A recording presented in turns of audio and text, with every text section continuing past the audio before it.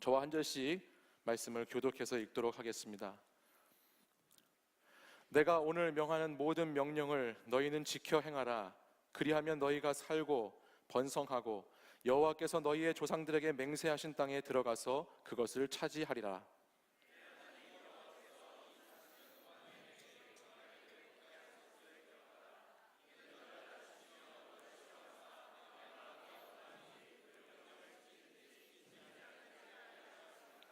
너를 낮추시며 너를 줄이게 하시며 또 너도 알지 못하며 내 조상들도 알지 못하던 만나를 내게 먹이신 것은 사람이 떡으로만 사는 것이 아니요 여호와의 입에서 나오는 모든 말씀으로 사는 줄을 내가 알게 하려 하심이니라.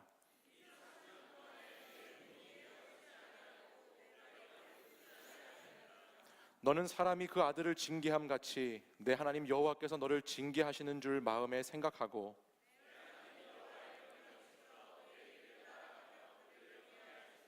내 하나님 여호와께서 너를 아름다운 땅에 이르게 하시나니 그곳은 골짜기든지 산지든지 시내와 분천과 샘이 흐르고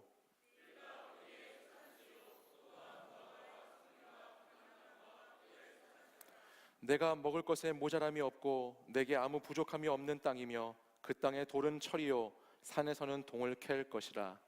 내가 먹어서 배부르고 내 하나님 여호와께서 옥토를 내게 주셨으므로 말미암아 그를 찬송하리라. 아멘. 이 말씀은 살아계신 하나님의 말씀입니다. 한 주간 잘 지내셨죠? 네. 청년 목회를 하다 보면요, 결혼을 하겠다고 인사를 하러 오는 청년들을 종종 만나게 됩니다. 보통은 1년, 2년, 길게는 6년, 7년까지 연애를 하고 이 사람과 평생 살아야겠다는 결심을 가지고 저에게 결혼식 날을 잡으러 오는 청년들을 만나게 될 때가 있습니다. 근데 어떤 경우는 가끔 만난 지 6개월, 만난 지 3개월, 만난 지 심지어는 1개월 정도 된 커플이 결혼을 하겠다고 찾아오는 경우도 있습니다. 그러면 제가 그분들을 이렇게 쳐다보면서 너네 정말 결혼하려고 그러니? 네. 결혼을 하지 말라고, 좀 더 시간을 가져보라고 말을 하지는 못합니다. 네. 왜냐하면 처음에 제가 몇 번 해봤는데요, 소용이 없어요. 지들이 다 좋다고 날 잡고 다 그렇게 하고 왔기 때문에 하지 말라고 하면 저만 나쁜 놈이 되더라고요. 그래서 그 다음부터는 안 합니다. 또 한편으로는 나이가 어린 청년들에게는 꼭 이런 얘기를 한 번쯤 해줘도 되지만 또 이미 우리 연륜이 많으신 청년들은 사실 시집 장가를 가주시는 것만으로도 큰 의미가 있기 때문에 뭐 굳이 이런 말을 할 필요조차 없는 경우가 많이 있죠. 그런데 속으로는 한번 이렇게 생각합니다. 만난 지 2개월, 1개월 만에 결혼하겠다고 찾아오는 사람들을 보면 너무 성급한 것 같다. 조금 더 상대방을 겪어봐야 하는 것은 아닌가라는 생각을 하게 됩니다. 예전부터 그런 말이 있잖아요. 사계절은 만나보고 결혼을 해야 된다고. 어른들이 그런 말씀들을 하시는데 그런 생각이 이렇게 나는 거예요. 근데 여기서 말하는 사계절은요, 그 단순히 봄, 여름, 가을, 겨울만을 이야기하는 것 같지는 않습니다. 제가 생각하는 이 사계절을 겪어봐야 한다는 것의 의미는 1년 이상을 만나보고 나서 결혼을 꼭 해야 된다는 그런 의미라기보다는 어떤 상대방과 일평생 살아갈 그런 중요한 결정을 할 때에는 그 사람의 겨울을 함께 경험해보는 것이 참 중요하기 때문이다라는 생각을 해보게 됩니다. 이것이 무슨 말이냐면 저마다 사람들에게는 인생에 겨울이 있습니다. 살다 보면 상황과 환경적인 부분에서 오는 겨울도 있고요, 내 마음의 겨울이 찾아오는 때도 있고, 각자 저마다의 모습은 다르지만 우리 인생 속에서는, 삶의 과정 속에서는 겨울이라는 계절이 찾아옵니다. 최고로 추운 시절을 보낼 때가 있다는 거예요. 근데 그때가 참 중요합니다. 왜냐하면 그 사람의 사람됨이라고 하는 것은 따뜻한 봄날이나 활기찬 여름날이냐 풍성한 가을에는 잘 드러나 보여지지 않습니다. 그 사람의 사람됨은 그 사람이 가장 추운 시절을 보낼 때에, 겨울이라는 시즌을 보낼 때에 보통 많이 드러나게 된다는 것이죠. 정말 이런 상황에서, 정말 이런 일들 속에서 어떻게 그 사람이 추위를 극복해 나가는지를 볼 수 있어야 되고, 정말 이런 어려움 가운데에서 어떻게 이것을 대처해 나가는지, 그 겨울과 같은 상황을 어떻게 이겨내는지, 어떻게 보고 어떻게 배우고 어떻게 느끼는지를 아는 것이 참 중요하다라는 것이에요. 대부분의 사람들은 잘 나가지 못할 때, 실패했을 때, 낮아질 때, 인생의 겨울을 맞이했을 때 그 본 모습이 드러나기 때문입니다. 낮아지면 낮아질수록, 바닥을 치면 바닥을 칠수록 바로 그 바닥에 있는 그 순간에 그 사람의 진실된 성품, 내면의 인격, 참된 신앙을 우리는 그곳에서 만나볼 수 있기 때문입니다. 어떤 면으로 얘기하면 그 사람의 진짜 정체는요, 그 사람의 진짜 그 사람됨은 최고로 낮아졌을 때 알게 된다는 거예요. 그러므로 인생의 동반자를 찾는 선택에 있어서 상대방의 겨울을 겪어본다는 것은 참 중요한 의미가 있죠. 그렇죠? 오늘 본문의 언어로 이 겨울이라고 하는 단어를 바꿔서 말하면 광야라고 이야기할 수 있겠습니다. 광야를 경험해보는 것, 광야를 겪어보는 것 너무나 중요하다는 거예요. 우리 함께 본문 8장 2절의 말씀을 함께 한번 읽어볼까요? 함께 읽습니다. 시작. 내 하나님 여호와께서 이 40년 동안에 내게 광야길을 걷게 하신 것을 기억하라. 이는 너를 낮추시며 너를 시험하사 내 마음이 어떠한지 그 명령을 지키는지 지키지 않는지를 알려 하심이라. 아멘. 3절 말씀 앞부분도 보면 너를 낮추시며 너를 줄이게 하시며 라고 기록하고 있어요. 하나님은 이 광야, 이 겨울과 같은 이 시간을 통해서 이스라엘 백성들을 낮추시고 시험하는 것을 통해서 이들의 인생이 겨울을 어떻게 보내는지, 이들의 마음이 정말 진짜 속마음이 무엇인지, 이들의 마음 속에 무엇이 들어있는지를 알아보고자 하신다라는 것을 우리는 알게 됩니다. 혹시 오늘 이 자리에 계신 분들 가운데에서도 밖에 날씨는 벌써 여름이 온 것 같이 더운데 아직도 인생의 추운 겨울을 보내고 계신 분이 있다거나 광야와 같은 시간을 지나가고 계시는 분이 있다면 오늘 우리가 함께 나눈 이 말씀을 통해서 하나님의 그 뜻을 알아가시는 시간이 되시기를 바랍니다. 여러분, 광야라고 하면 여러분 어떤 생각이 드세요? 광야가 뭐라고 생각하세요? 사전적인 정의에서 광야는요, 텅 비어있는 상태, 텅 비고 넓은 들을 말한다고 그래요. 빌 광자에 들판 야자를 쓴다고 합니다. 비어있는 들판이다, 아무것도 없는 곳이다 라는 뜻이죠. 한없이 넓은 장소이지만 그 안에 아무것도 없기 때문에 더욱 고독하고, 너무너무 넓지만 그 안에 아무도 없어서 외로운 곳이 광야라는 곳이에요. 이스라엘 백성들에게 이 광야는 40년 동안 지속되었습니다. 40년간 이 광야를 지나왔어요. 낮에는 정말 그 뜨거운 태양 아래에서 몸이 타들어가는 것 같은 그 더위 아래에서 너무너무 목마르고 갈증을 느끼면서 그곳에 헉헉거리면서 그곳을 지나왔고요. 밤에는 너무나도 매서운 바람이 불고 모래바람이 불어와서 눈과 피부가 다 벗겨질 것 같은 그런 힘든 그런 과정을 겪어왔고, 사냥감을 노리는 들짐승들과 불뱀과 정갈들이 가득한 정말 도저히 살 수 없는 땅, 그저 매일 일하는 시간만 존재하는 곳인 그 광야를 40년 동안 보내게 됩니다. 언제 끝날지, 언제 목적지에 도착하게 될지 아무도 모르는 그 불안하고 두려운 그 광야, 어떤 면에서 보면 두 번 다시는 생각하고 싶지 않은 인생의 그 광야를 이스라엘 백성들은 무려 40년이라는 시간 동안 그곳을 거쳐왔습니다. 근데 오늘 본문을 자세히 보면 그렇게 정말 생각하기도 싫을 만큼 고통스럽고 너무 아프고 너무 괴롭고 너무 힘들었던 기억으로 가득 찬 그 광야를 오늘 하나님은 다시 기억하라라고 말씀하고 있어요. 신명기에는요, 이 광야를 기억하라고 하는 말씀이 두 군데에 나옵니다. 하나는 오늘 우리가 읽은 이 8장 2절의 말씀이고, 또 다른 하나의 말씀은 9장에 넘어가면 나와요. 우리 먼저 9장 7절에 있는 말씀을 같이 한번 보실까요? 함께 읽어보겠습니다. 시작.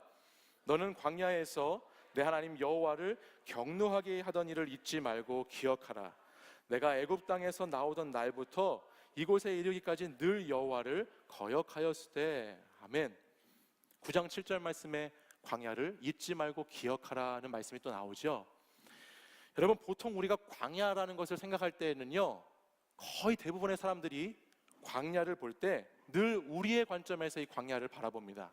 무슨 말이냐면, 내게 어떤 문제가 있고 내게 어떤 고달픈 상황과 환경이 놓여지고 내가 참 삶에 많은 걱정과 근심거리들에 놓인 그 상황, 그 환경을 우리는 정말 견디기 힘든 그런 모습들을, 그 곳만을 광야라고 여기면서 살아가지요. 근데 오늘 이 9장 7절 말씀을 보면 광야라고 하는 것을 기억하라고 하는데 거기에서 무엇을 기억해야 되느냐라고 하나님 말씀하고 있어요. 뭘 기억하라고 하죠? 하나님 여호와를 경노하게 하던 것을 기억하라고 그래요. 하나님께서 광야에서 화나시게 했던 것을 기억하라는 거예요. 하나님 속을 썩여드렸던 것을 한번 기억해 보라라고 말씀하신다는 거예요. 우리는 광야를 생각할 때 늘 내게 주어진 환경과 상황만을 생각하면서 광야라는 것을 생각하는데, 그것을 오늘 하나님께서는 완전히 뒤집으셔서 그 광야 속에서 나를 한번 생각해 보라고 하나님이 말씀하고 계시다라는 것입니다. 여러분, 우리들은 다 자식들입니다. 여러분들 청년들은 다 자식들이에요. 뭐 기분 나빠하시지 마시고, 우리 어떤 분들은 부모들의 자식들 아니겠습니까? 근데 저는 자식이면서 부모입니다. 그렇죠? 자식을 낳은 자식이고 부모이고 그런 사람이에요. 근데 부모가, 여러분, 부모님들이 자식들에게 하는 말 중에서 가장 무서운 말, 가장 화났을 때 하는 말이 뭔지 아세요? 뭘까요? 너도 너랑 똑같은 자식 낳아서 키워봐라, 이 말을 합니다. 주로 우리 엄마들이 딸들에게 이런 말을 하죠. 너도 꼭 시집가서 너 같은 딸 낳아가지고 키워보라고, 그런 말을 하게 됩니다. 근데 이 말은 무슨 뜻이 담겨 있습니까? 자식일 때에는 부모님이 하는 말들이 너무 이렇게 잔소리같이 들리고 나를 자꾸 간섭하는 것만 같고, 우리 가정에 있는 상처는 다 나만 받는 것 같아요. 나만 상처받고 나한테만 뭐라고 하는 것 같지만, 부모가 되어서 부모의 입장에서 한번 생각을 해보면 왜 내가 지금 그렇게 너희들에게 하는지를 헤아려 봤으면 좋겠다라는 말이 그 안에 들어있다라는 것이죠. 부모의 심정을 좀 알아봐라. 부모의 마음을 자식들이 알아가면서 성숙해 가는 것처럼 오늘 부모님의 그 마음을 헤아려 보라는 말을 부모님들이 한다는 거예요. 마찬가지로 신명기 9장 7절에서 광야에서 기억하라고 하는 이 말씀은 지금 약속의 땅인 가나안 땅에 들어가기에 앞서서, 오늘 이 모세는 지금 이스라엘 출애굽 2세대들과 가나안이라고 하는 그 땅에 들어가기 앞에서 이 말씀을 전해주고 있거든요.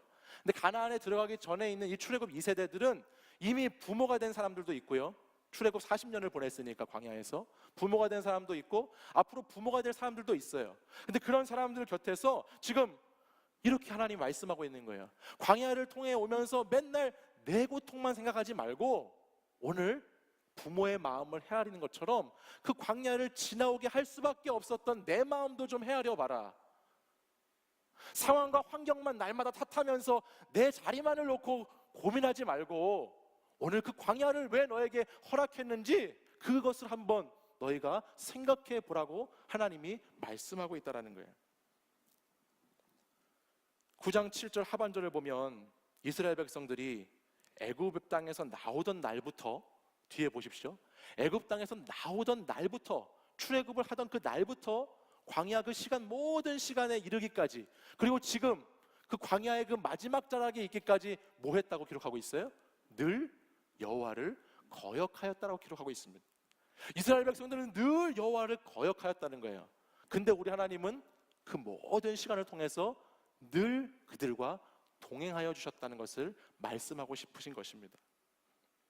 늘 이들과 동행하시면서 이들을 먹이시고 입히시고 가르치시고 키우셨던 하나님, 그 하나님을 생각해 보라는 거예요.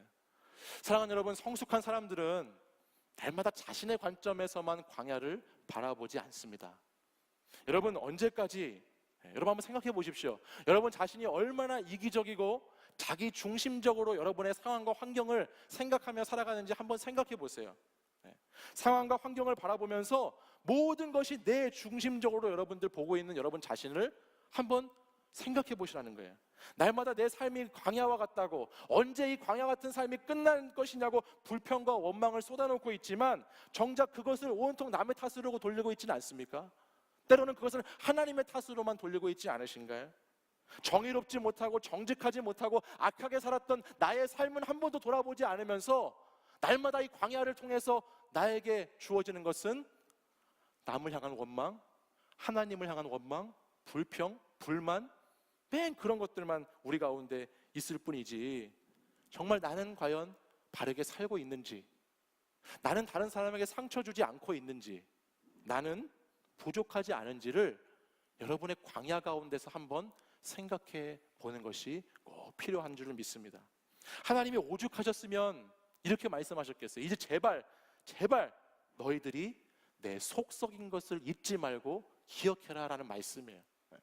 광야를 기억하라는 말씀은 우리 인생의 겨울의 때에, 내가 광야에 서 있다고 느낄 때에 우리 자신을 한번 점검해 보라는 말씀입니다. 내가 얼마나 성실하게 말씀을 따라 살아갔는지, 내가 얼마나 그동안에 주님을 붙잡고 주님을 의지하면서 그 광야를 지나왔는지를 한번 깊이 묵상해 보는 것이 필요하죠. 날마다 청년들의 삶이 어렵기 때문에 위로받고 싶고 격려받고 싶은 것도 당연합니다. 그러나 정말 내가 회개하고 돌아가야 할 것은 없는지, 나 자신을 다시 한번 이 광야 같은 상황 속에서 점검할 것은 없는지를 여러분 오늘 깊이 생각해 보시기 바랍니다. 광야의 조건에 따라서, 그 환경에 따라서만 광야를 보는 것이 아니라 광야에 속한 내 자신을 바라보시는 여러분이 되시기를 바랍니다. 다음으로 광야를 기억하라고 하신 말씀이 한 군데 더 나온다고 말씀드렸죠. 그것이 오늘 저와 여러분이 읽은 이 신명기 8장 2절의 말씀이에요. 다시 한번 우리 2절 말씀 한번 볼까요? 8장 2절. 다시 한번 우리 상반절 말씀을 같이 한번 읽겠습니다. 시작.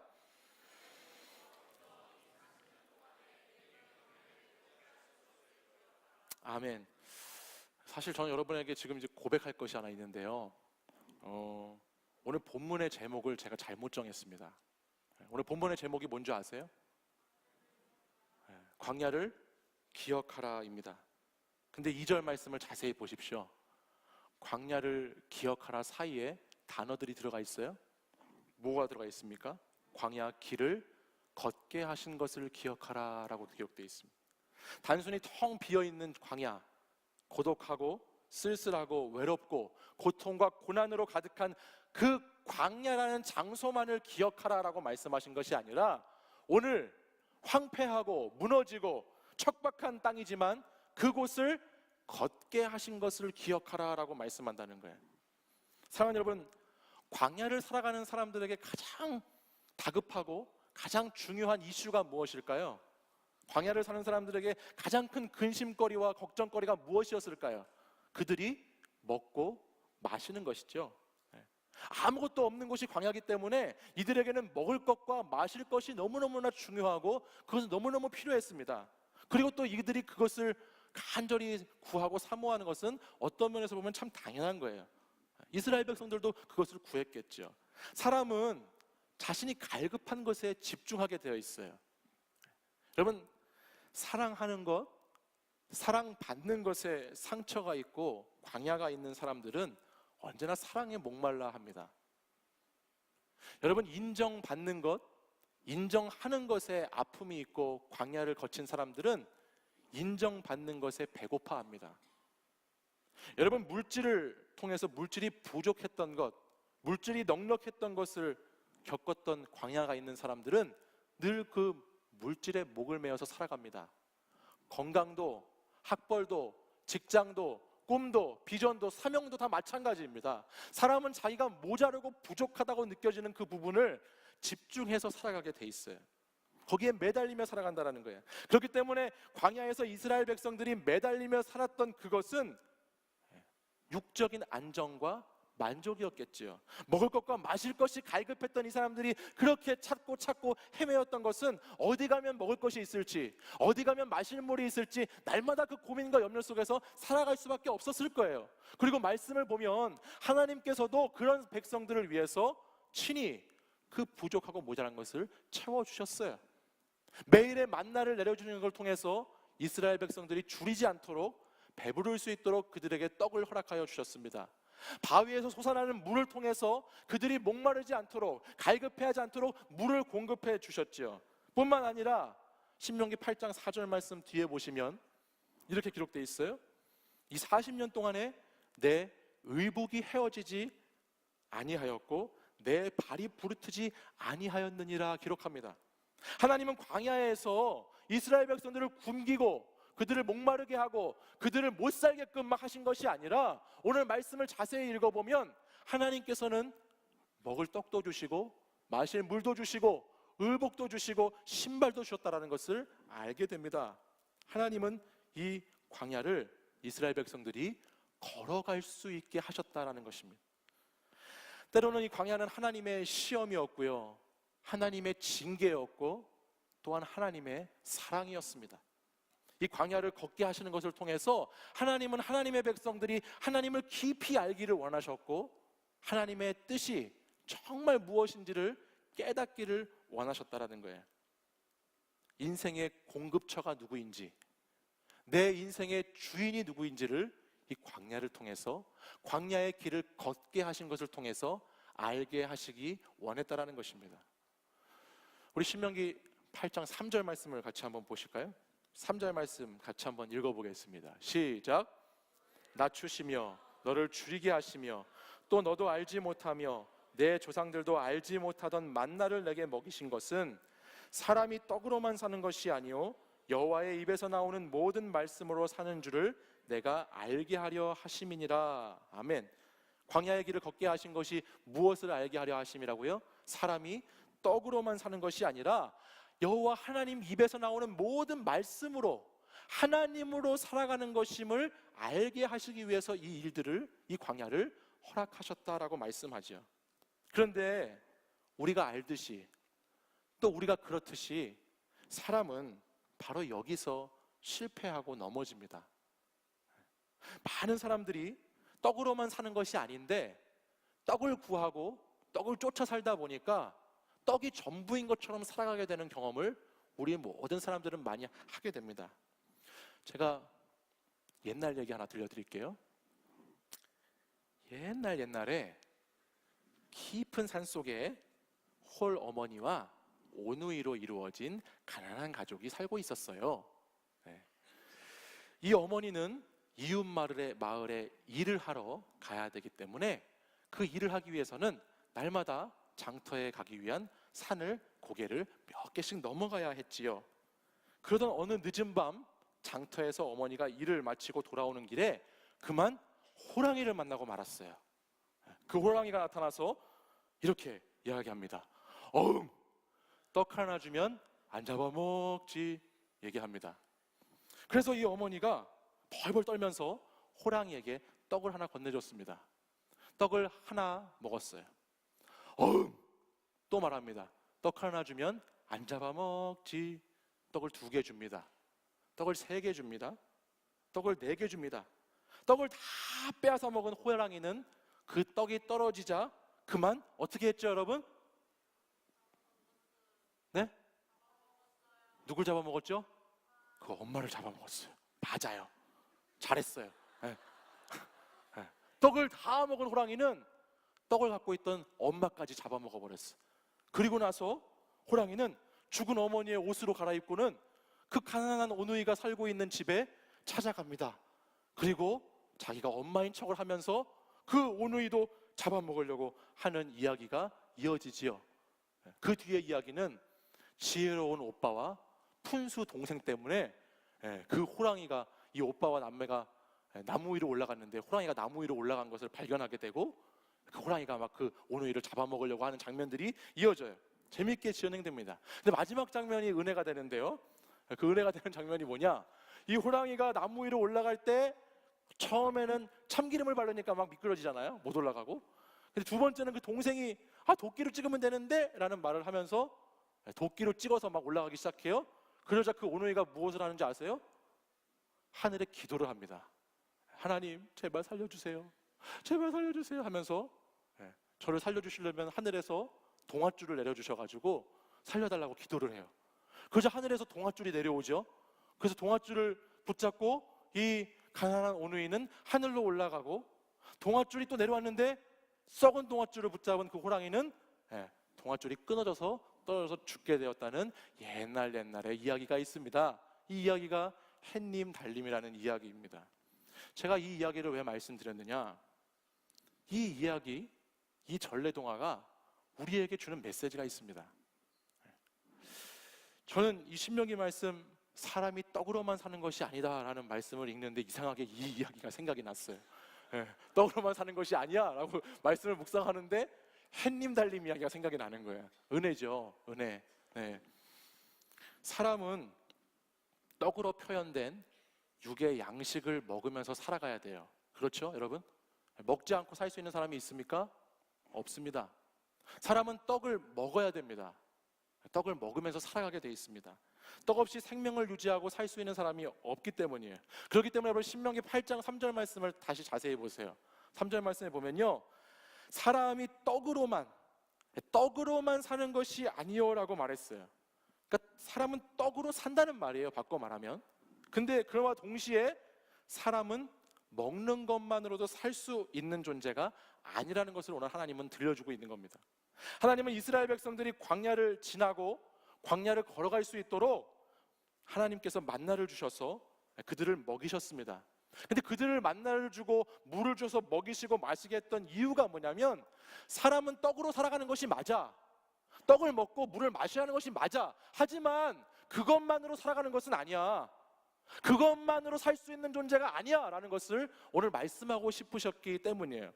여러분, 오늘 우리가 사는 이 시대는 먹는 것으로 표현할 수 있는 시대예요. 네. 여러분, 나이를 뭐라고 하죠? 먹는다고 합니다. 여러분, 뇌물을 뭐라고 하죠? 뇌물도 먹습니다. 여러분, 축구하다 보면은 골도 먹습니다. 1등도 먹습니다. 때로는 우리의 마음도 먹는다라고 합니다. 오늘 우리가 살아가고 있는 이 바깥의 세상들은 먹는 세상이에요. 먹는 것으로 표현되어 있어요. 외적이고 물질적이고 힘과 즐거움을 주는 먹는 것들로 살아가는 것이 우리가 살아가는 세상입니다. 그래서 우리는 계속해서 먹으면서 살아가려고 하죠. 근데 여러분, 가만히 보십시오. 먹고 먹어도, 먹고 먹히고 막 이렇게 해도 결코 만족할 수 없는 것, 결코 먹는 것만으로는 안 되는 것이 오늘 저와 여러분이 살아가고 있는 세상살이라는 거예요.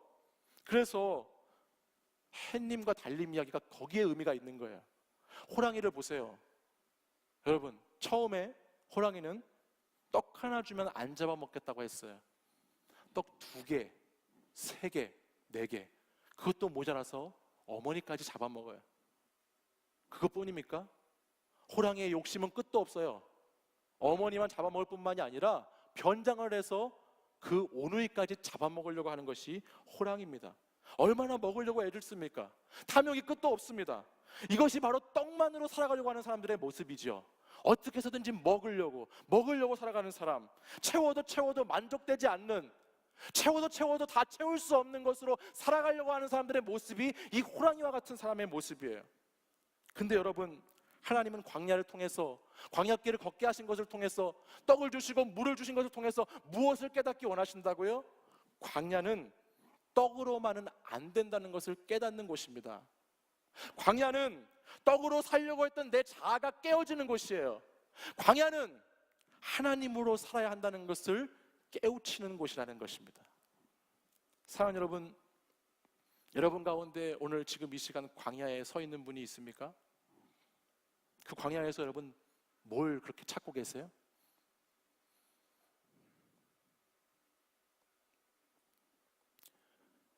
빨리 성공해서, 빨리 내가 잘 돼서 이 광야를 벗어나고 싶으신 분이 계시죠?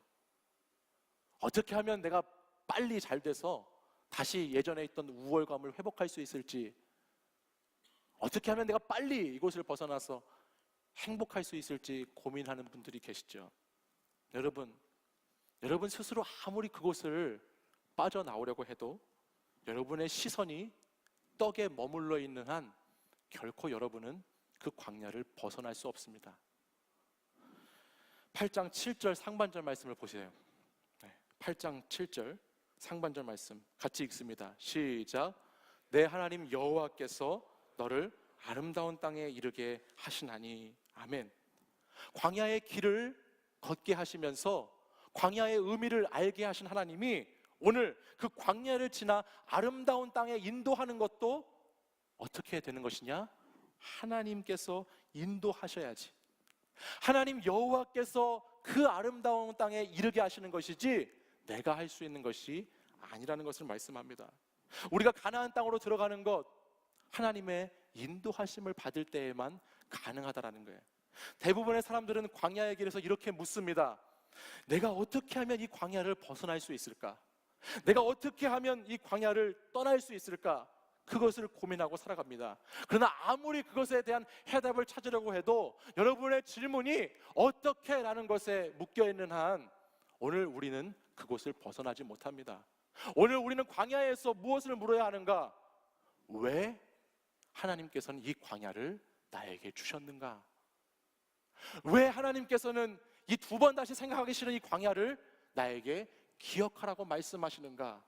이것을 생각하고 이 뜻을 헤아릴 때만이 우리는 그 광야를 벗어날 수 있습니다. 광야는 우리의 힘으로 지나갈 수 있는 곳이 아니기 때문이에요. 말씀을 마무리하겠습니다. 사랑하는 여러분, 광야, 오늘 하나님께서는 우리에게 광야를 기억하라고 말씀하세요. 여러분의 삶의 자리가 광야라고 여겨지는 분들이 있다면 다시 여러분 자신을 한번 돌아보십시오. 여러분 자신의 삶의 자리만을 광야라고 날마다 원망불평하지 마시고 여러분 자신을 한번 돌아보고 내가 이 시간 회개하며 다시 나아가야 할 방향은 어디인지를 찾으시기를 바랍니다. 광야는 결코 하나님의 손길이, 하나님의 은혜가 중단된 곳이 아닙니다. 광야는 오늘 내가 먹고 마실 수 있는 것을 주시는 하나님을 기억하는 것이고, 오늘도 그 광야길을 걷게 하신 그 하나님을 다시 의지하라고, 그 하나님이 나에게 이 광야를 왜 허락하셨는지를 묻는 것으로 시작하라고 주시는 장소입니다. 사랑하는 여러분, 광야를 꼭 기억하십시오. 광야를 걷게 하신 것을 기억하십시오. 그리고 그 광야가 하나님과 함께하는 광야라면 여러분 넉넉히 그 광야를 걸어갈 수 있게 될 줄 믿습니다. 오늘 광야를 지나가는 사랑하는 청년들 가운데 지치고 힘들고 고독하고 외로운 청년들이 있다면 오늘도 우리가 하나님 앞에 나와서 이렇게 고백할 때, 주님을 의지할 때 그 광야를 넉넉히 지나갈 수 있기를 간절히 소원합니다. 우리 이 시간 함께 자리에서 일어나셔서 함께 찬양으로 고백하고 기도하도록 하겠습니다. 광야를 지나며라는 찬양인데요, 우리 찬양의 가사를 생각하면서 함께 믿음으로 고백해 보겠습니다. 왜 나를 깊은 어둠 속에, 왜 나를 깊은 어둠 속에 홀로 두시는지, 어두운 밤은 왜 그리 길었는지, 나를 고독하게, 나를 낮아지게, 세상 어디도 기댈 곳이 없게 하셨네.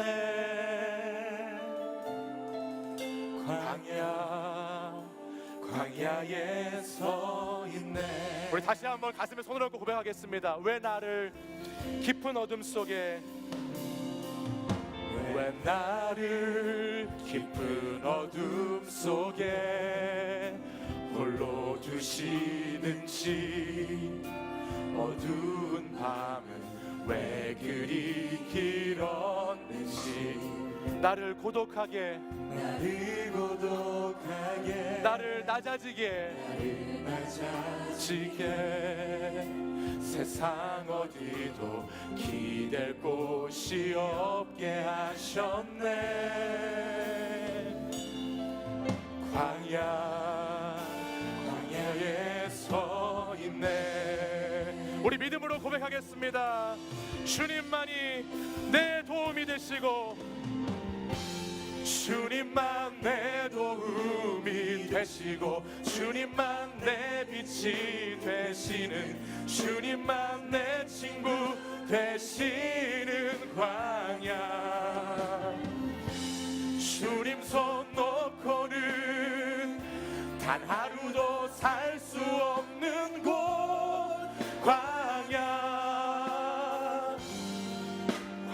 광야에 서 있네. 우리 다시 한번 믿음으로 고백하겠습니다. 왜 나를 깊은 어둠 속에, 왜 나를 깊은 어둠 속에 홀로 두시는지, 어두운 밤은 왜 그리 길었는지, 나를 고독하게, 나를 낮아지게, 세상 어디도 기댈 곳이 없게 하셨습니다. 기댈 곳이 없게 하셨네.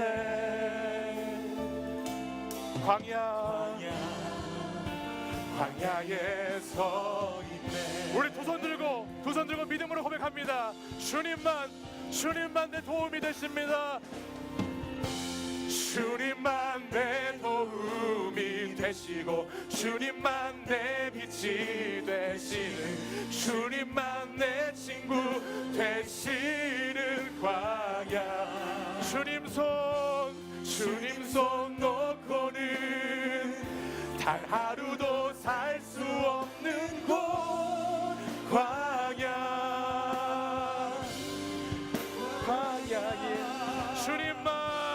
주님만 내 도움이 되시고, 주님만 내 빛이 되시는, 주님만 내 친구 되시는 광야. 주님 손 놓고는 단 하루도 살 수 없는 곳, 광야에 서 있네. 광야에 서 있네.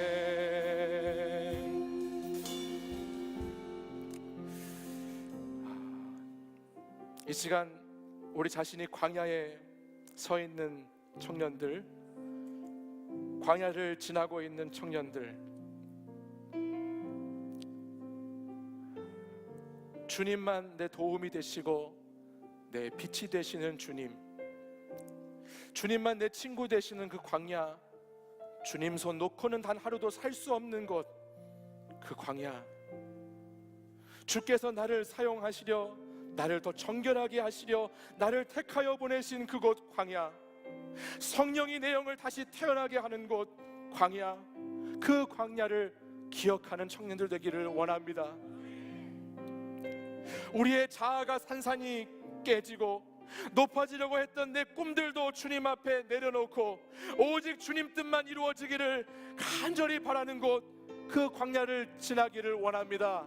사랑하는 여러분, 이 시간 우리가 두 손 들고 주님만 내 도움이 되시는 그 광야, 주님, 이제 더 이상 그 광야의 상황과 환경만을 바라보는 것이 아니라 그 광야에 서 있는 나를 바라보기 원합니다.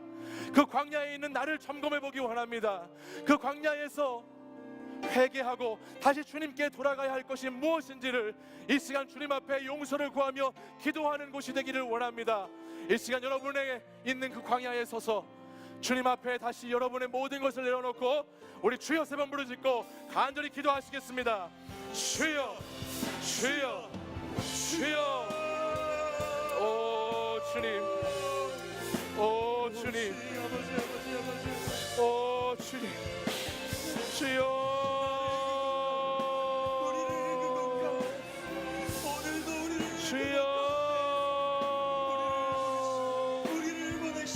아버지, 아버지 하나님, 우리는 부족합니다. 주님, 아버지 하나님, 아버지 믿음으로 주님을 고백하게 하여 주시옵소서. 아버지 하나님, 나의 잘못을 용서하여 주시옵소서. 아버지, 나의 죄악들을 회개하오니 이 시간 내가 다시 주님께 돌아가오니 주여 나의 죄악을 용서하여 주옵소서. 아버지, 더러운 내 자신을 바라보게 하시고 이 부족하고 연약한 제 아버지 모습을 바로 보게 하시고 점검하게 하시고 나를 돌아보는 시간을 할 수 있도록 인도하여 주옵소서. 아버지 하나님, 하나님을 거역하고 하나님을 잊고 살았던 그곳을 아버지 하나님 기억하기 원합니다. 하나님 마음을 아프게 했던 그곳, 하나님을 화나게 했던 그곳, 하나님의 소울 속에 있던 그곳을 다시 한번 기억하며 아버지 내가 그것을 잊지 아니하고 하나님께 회개하며 돌아가기를 간절히 이 시간 기도합니다. 아버지 하나님, 아버지 하나님, 내가 주께 돌아가오니 다시 주님 앞에 나아가오니 주여 용서하여 주시옵소서. 주여, 주여, 주여 내가 회개하며 나아갑니다. 아버지 나의 죄를 자백합니다. 아버지 내가 다시 주님께 나아갑니다. 아버지 나를 다시 받아주시옵소서. 아버지 나를 다시 붙잡아 주시옵소서. 아버지 죄악된 나를 불쌍히 여겨 주시옵소서. 주여 주여 주여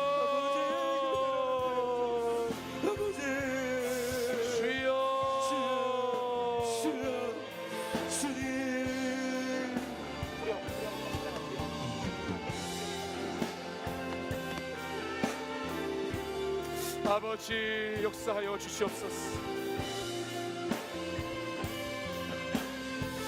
주님만 내 도움이 되시고 주님만 내 도움이 되시고 주님만 내 친구 되시는 주님만 내 친구 되시는 광야 주님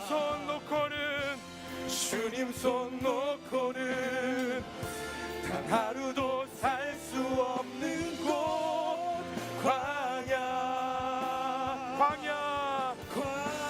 주께서 나를 사랑하시려 나를 사랑하시려 나를 더 정결케 하시며 나를 택하여 보내신 그곳 광야 성령이 내 영을 다시 태어나게 하는 곳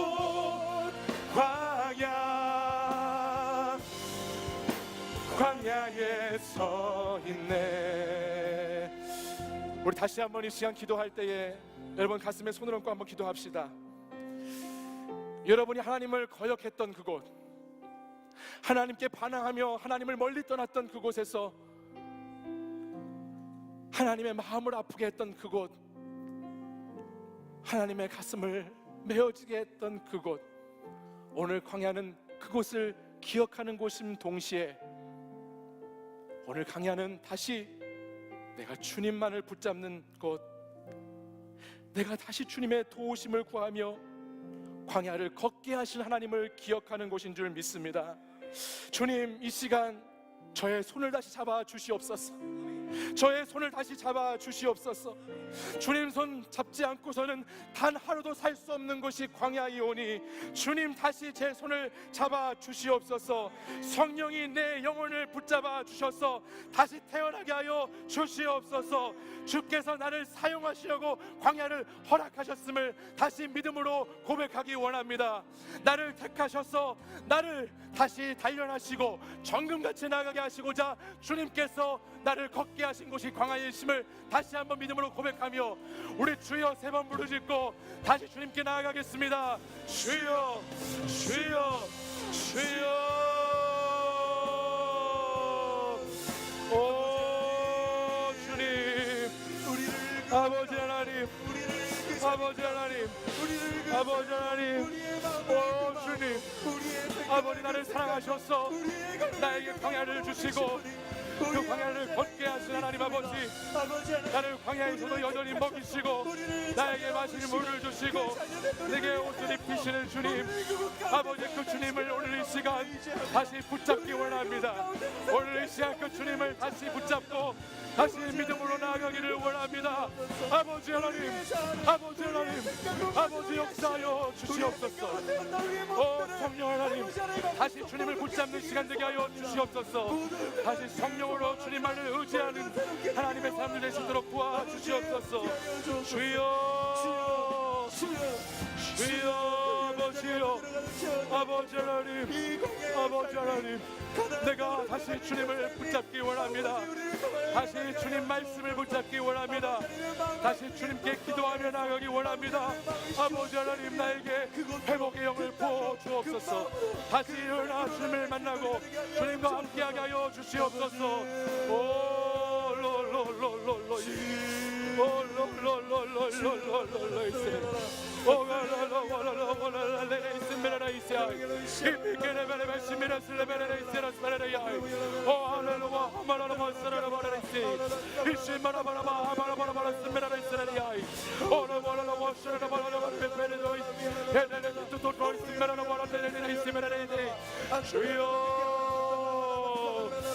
주여 아버지, 오 주님 붙잡아 주옵소서.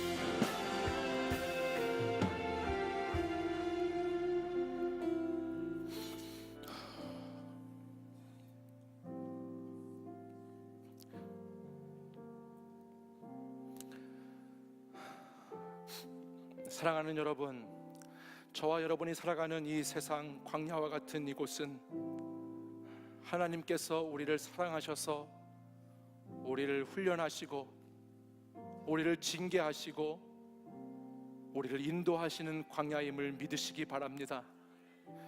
이 광야를 지나가며 우리의 자아가 산산이 깨어지기를 원합니다. 이 광야를 지나가며 높아지려고 했던 내 꿈들도 모두 주님 앞에 내려놓기를 원합니다. 오직 주님의 뜻만이 나의 삶을 통해서 광야를 오늘도 지나가는, 오늘도 광야를 걸어가는 여러분의 삶을 통해서 주님만이 드러나시기를 간절히 소원합니다. 사랑하는 여러분, 광야를 걷게 하신 하나님을 기억하십시오.